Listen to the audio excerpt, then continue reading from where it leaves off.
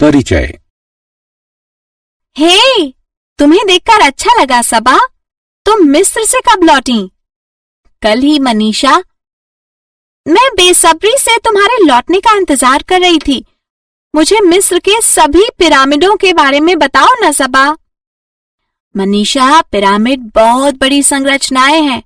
उन्हें 2500 ईसा पूर्व में बनाया गया था। मेरे पास तुम्हारे लिए ये तस्वीर है। वाह, ये बहुत खूबसूरत है। इससे पता चलता है कि मिस्र के निवासी 2500 ईसा पूर्व के आसपास महान वास्तुकार तथा प्रसिद्ध भवन निर्माता थे। ये सच है मनीषा। एक और बात है, क्या ये तुम्हें त्रिविमीय आकारों का स्मरण नहीं कराते? ठीक उसी नाम से जिसका हमने गणित में अध्ययन किया था। तुम ठीक कह रही हो सबा। अब हम पिरामिड की विशेषताओं को कभी नहीं भूलेंगे।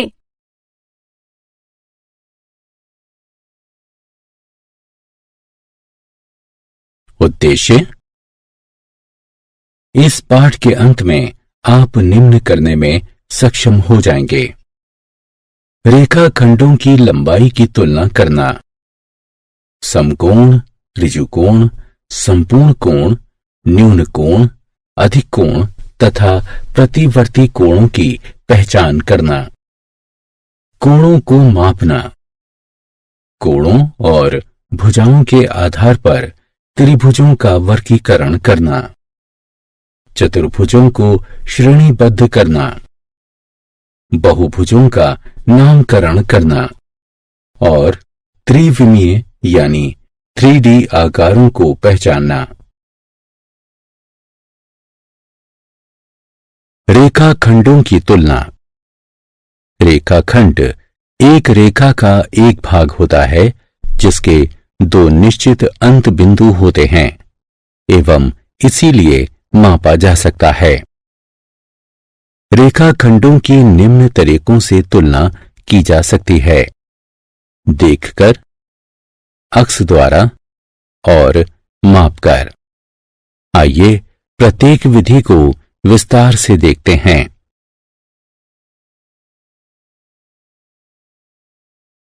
देखकर तुलना करना। दो रेखाखंडों PQ तथा RS को देखिए। दो रेखाखंडों में से कौन सा सबसे छोटा है? दोनों रेखाखंडों को देखिए। ये देखने से ही स्पष्ट है कि PQ RS से छोटा है। अक्ष द्वारा तुलना करना। दो रेखाखंडों MN तथा KL को देखिए। दो रेखाखंडों में से कौन सा सबसे बड़ा है? देखने से ये स्पष्ट नहीं होता है कि कौन सा सबसे बड़ा है। अतः अक्ष कागज यानी ट्रेसिंग पेपर पर KL का अक्ष खींचिए। इसे MN पर रखिए। अब ट्रेसिंग पेपर खींचे गए KL से MN का मिलान करने पर यह स्पष्ट है कि KL MN से छोटा है। इस प्रकार MN सबसे बड़ा रेखाखंड है।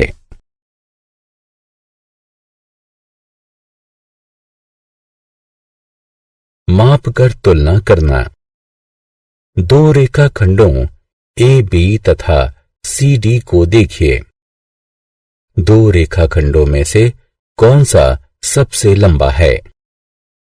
आइए एक फुट्टे यानी रूलर की सहायता से दो रेखाखंडों को मापते हैं एवं कौन सा सबसे लंबा है इसका भी फैसला करते हैं।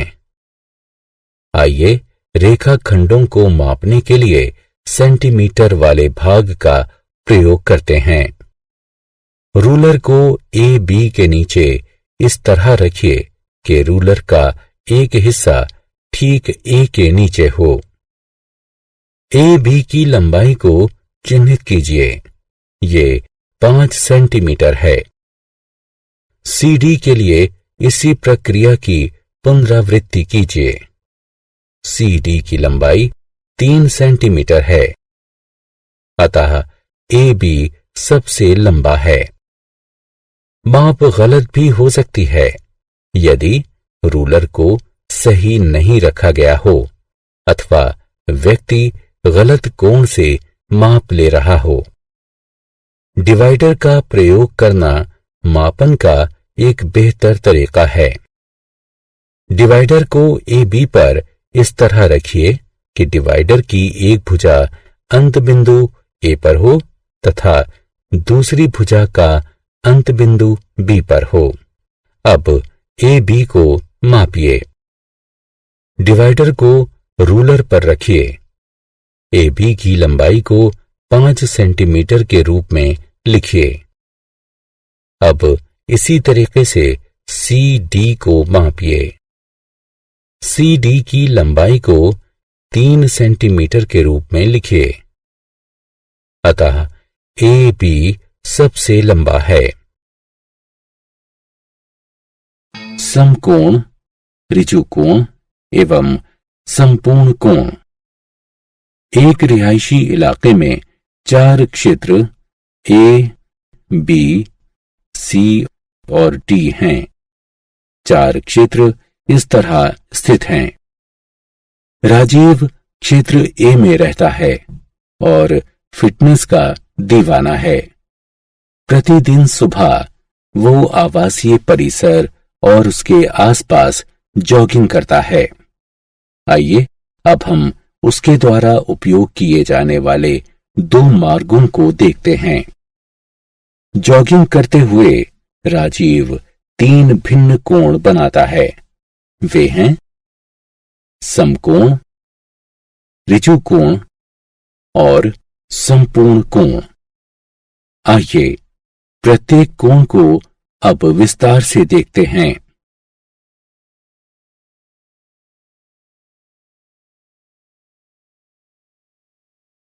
समकोण।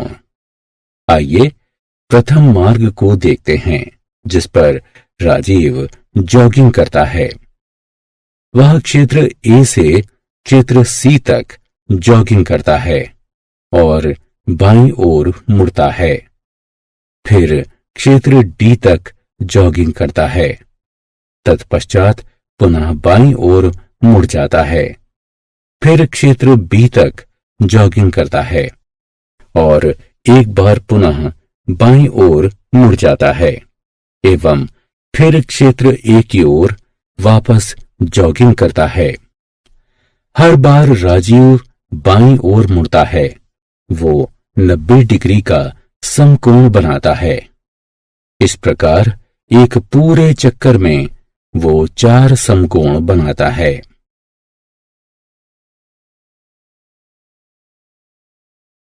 ऋजुकोण।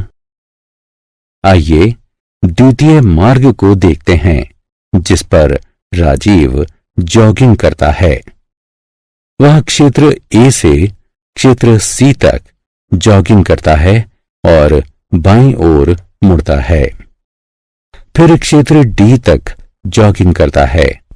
तत्पश्चात पुनः बाईं ओर मुड़ जाता है और क्षेत्र बी की ओर आधे रास्ते तक जॉगिंग करता है। एक बार पुनः बाईं ओर मुड़ जाता है। फिर क्षेत्र ए तक जॉगिंग करता है। जब राजीव क्षेत्र ए से क्षेत्र सी तक जॉगिंग करता है तो वो 2 समकोणों को कवर करता है। दूसरे शब्दों में वो 180 डिग्री का ऋजुकोण कवर करता है। इस जॉगिंग मार्ग में राजीव एक और ऋजुकोण कवर करता है। क्या आप इसकी पहचान कर सकते हैं? हाँ, जब वो क्षेत्र बी से ए क्षेत्र तक जॉगिंग करता है वो एक अन्य ऋजुकोण कवर करता है।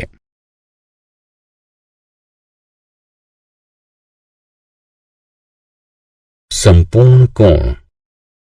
आइए प्रथम मार्ग को एक और बार देखते हैं जिस पर राजीव जॉगिंग करता है। वह क्षेत्र ए से सी, से डी, से बी तथा पुनः एक की ओर जॉगिंग करता है। एक एकल चक्कर में वो 4 समकोण बनाता है। दूसरे शब्दों में वो 360 डिग्री का एक संपूर्ण कोण बनाता है। न्यून कोण, अधिक कोण एवं प्रतिवर्ती कोण। 3 कोण और हैं। ये हैं न्यून कोण, अधिक कोण, प्रतिवर्ती कोण। आइए एक एक करके इन्हें देखते हैं।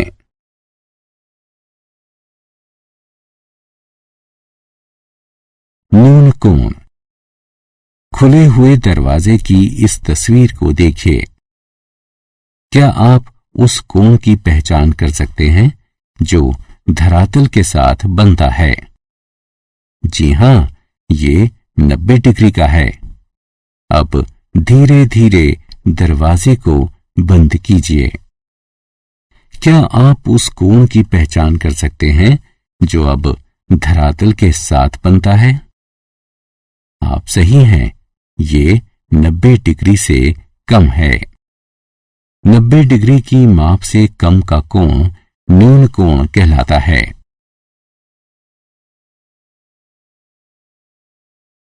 अधिक कोण।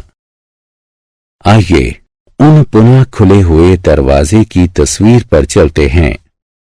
आपको क्या लगता है कि क्या होगा यदि आप दरवाजे को दाईं तरफ धकेलते हैं? जी हां, कोण की माप 90 डिग्री से अधिक हो जाएगी। 90 डिग्री की माप से अधिक माप का कोण अधिक कोण कहलाता है।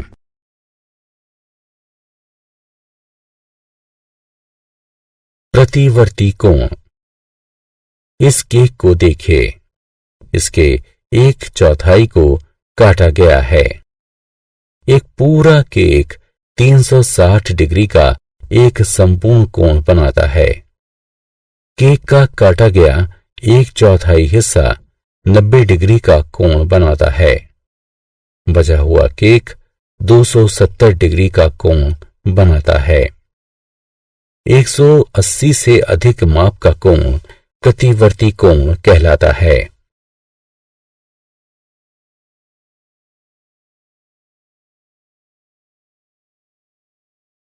कोणों की माप। आइए अब एक चांदा की सहायता से कोणों को मापते हैं।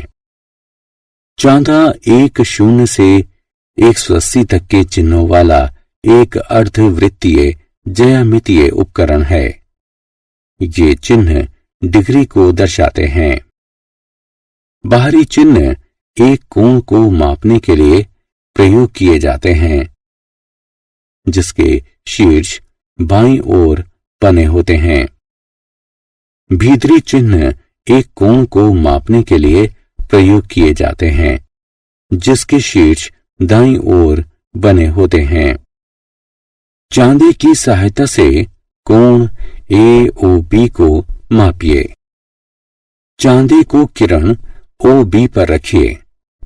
ये सुनिश्चित कीजिए कि चांदी के तल पर क्षैतिज रेखा OB से मेल खाती है और इसके मध्य बिंदु शीर्ष बिंदु O पर हैं। भीतरी चिन्हों की जांच कीजिए जो किरण OA से मेल खाते हैं। ये 60 है। अतः कोण AOB की माप 60 डिग्री है।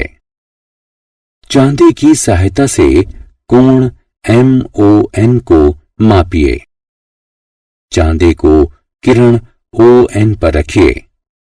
ये सुनिश्चित कीजिए कि चांदी के तल पर क्षैतिज रेखा ON से मेल खाती है एवं इसके मध्य बिंदु शीर्ष बिंदु O पर हैं। किरण OM के साथ मेल खाने वाले बाहरी चिन्हों की जांच कीजिए। ये 120 है। अतः कोण MON की माप 120 डिग्री है। आत्म मूल्यांकन। कोणों का उनकी मापों से मिलान कीजिए।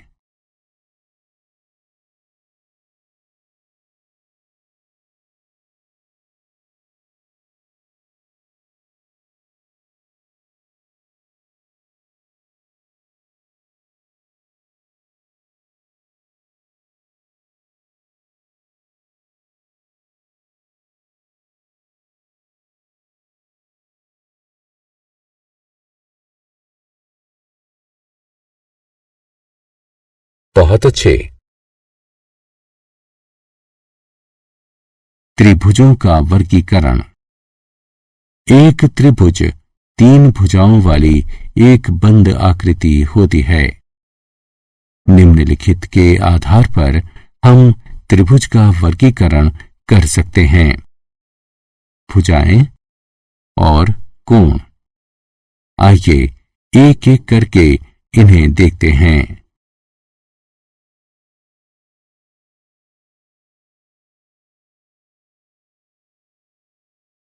भुजाओं के आधार पर वर्गीकरण। त्रिभुजों को उनकी भुजाओं के आधार पर निम्नलिखित वर्गों में वर्गीकृत किया जा सकता है।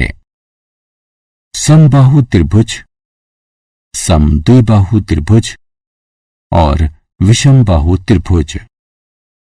त्रिभुज जिसकी तीनों भुजाएं बराबर हों समबाहु त्रिभुज कहलाता है। समबाहु त्रिभुज के सभी कोणों की मापें भी बराबर होती हैं।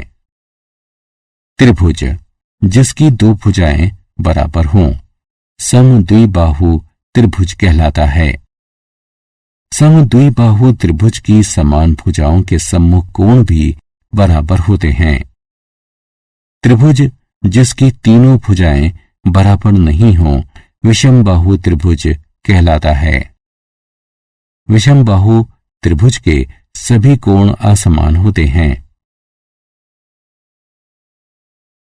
कोणों के आधार पर वर्गीकरण। एक त्रिभुज के कोणों का योगफल 180 डिग्री होता है। त्रिभुजों को उनके कोणों के आधार पर निम्नलिखित वर्गों में वर्गीकृत किया जा सकता है। न्यून कोण त्रिभुज, समकोण त्रिभुज और अधिक कोण त्रिभुज। त्रिभुज जिसके सभी तीनों कोणों की माप 90 डिग्री से कम हो न्यून कोण त्रिभुज कहलाता है। त्रिभुज जिसके किसी एक कोण की माप 90 डिग्री हो समकोण त्रिभुज कहलाता है। त्रिभुज जिसके किसी एक कोण की माप 90 डिग्री से अधिक हो अधिक कोण त्रिभुज कहलाता है।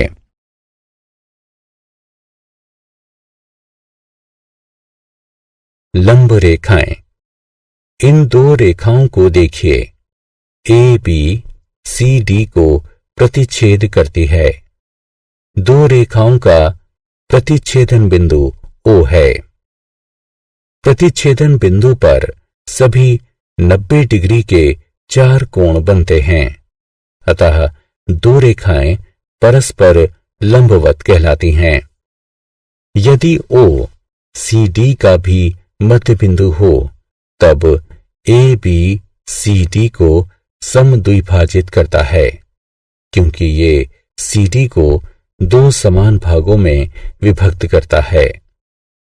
इस प्रकार की रेखा जो एक अन्य रेखा को समकोण पर प्रतिच्छेद करती है तथा उसे दो बराबर हिस्सों में विभक्त करती है, उस रेखा का लंब समद्विभाजक कहलाता है।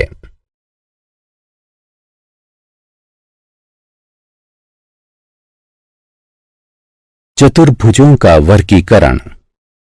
चतुर्भुज एक चार भुजाओं वाला बहुभुज है। चतुर्भुजों को निम्न प्रकार से वर्गीकृत किया गया है। आयत, वर्ग, समानांतर चतुर्भुज, समचतुर्भुज, समलंब चतुर्भुज। आइए प्रत्येक के गुणों को जानते हैं।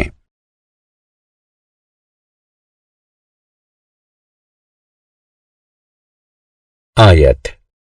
एक आयत एक चतुर्भुज होता है जिसकी सम्मुख भुजा बराबर तथा समानांतर होती हैं। चारों कोण बराबर होते हैं। प्रत्येक कोण की माप 90 डिग्री होती है। विकर्ण बराबर एवं परस्पर लंबवत होते हैं।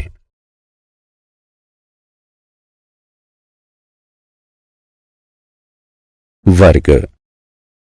एक वर्ग एक चतुर्भुज होता है जिसकी चारों भुजाएं बराबर होती हैं।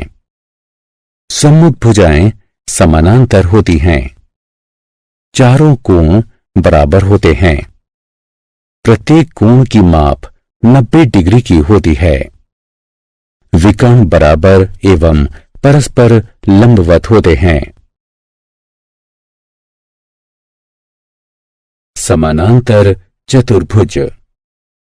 एक समानांतर चतुर्भुज एक चतुर्भुज होता है जिसकी सम्मुख भुजाएं बराबर तथा समानांतर होती हैं।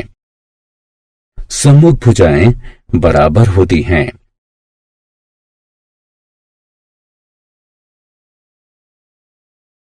समचतुर्भुज। एक समचतुर्भुज एक चतुर्भुज होता है जिसकी चारों भुजाएं बराबर होती हैं। सम्मुख भुजाएं समानांतर होती हैं। सम्मुख कोण बराबर होते हैं। विकर्ण परस्पर लंबवत होते हैं।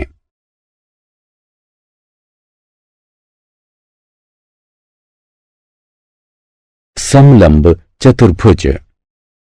एक समलंब चतुर्भुज एक चतुर्भुज होता है जिसकी सम्मुख भुजाएं समानांतर होती हैं।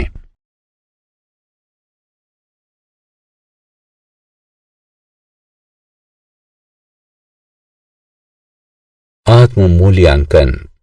आकृतियों को उनके सही विवरण पर उठाकर रखिए।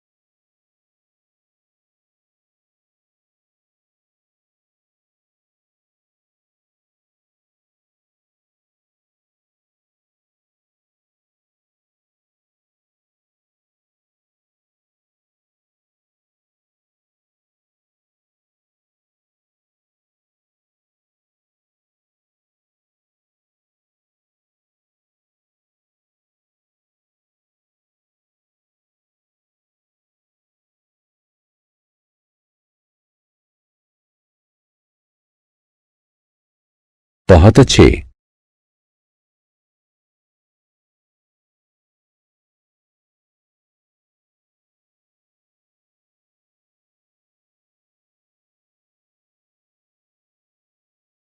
बहुभुज। एक बहुभुज 3 या अधिक भुजाओं वाली एक बंद आकृति होती है। यहां कुछ बहुभुज हैं। आइए उनकी भुजाओं की गिनती करते हैं एवं उनका नामकरण करते हैं।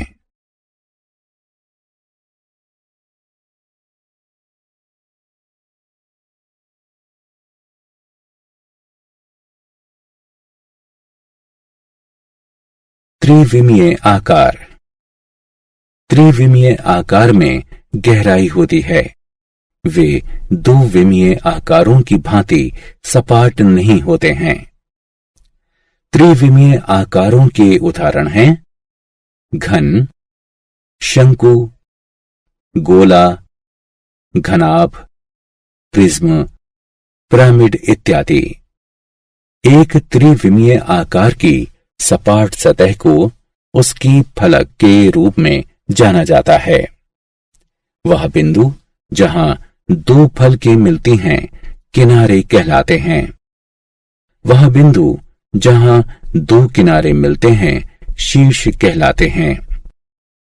आइए निम्नलिखित त्रिविमीय आकारों को एक एक करके देखते हैं। घन और घनाभ, त्रिकोणीय प्रिज्म, वर्गाकार पिरामिड।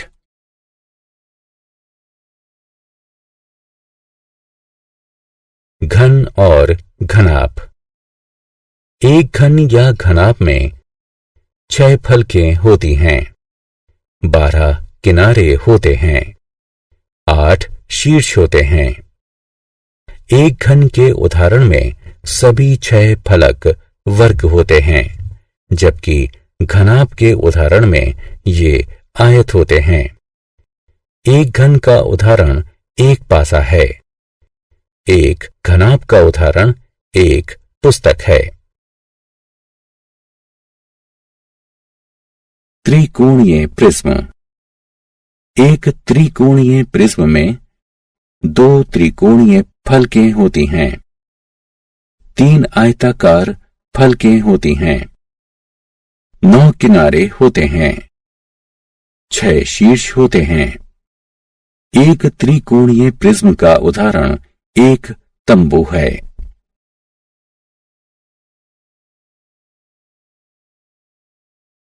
वर्गाकार पिरामिड। एक वर्गाकार पिरामिड में एक वर्गाकार आधार होता है, एक वर्गाकार और 4 त्रिकोणीय फलकें होती हैं, 8 किनारे होते हैं और 5 शीर्ष होते हैं। एक वर्गाकार पिरामिड का उदाहरण मिस्र की पिरामिडें हैं।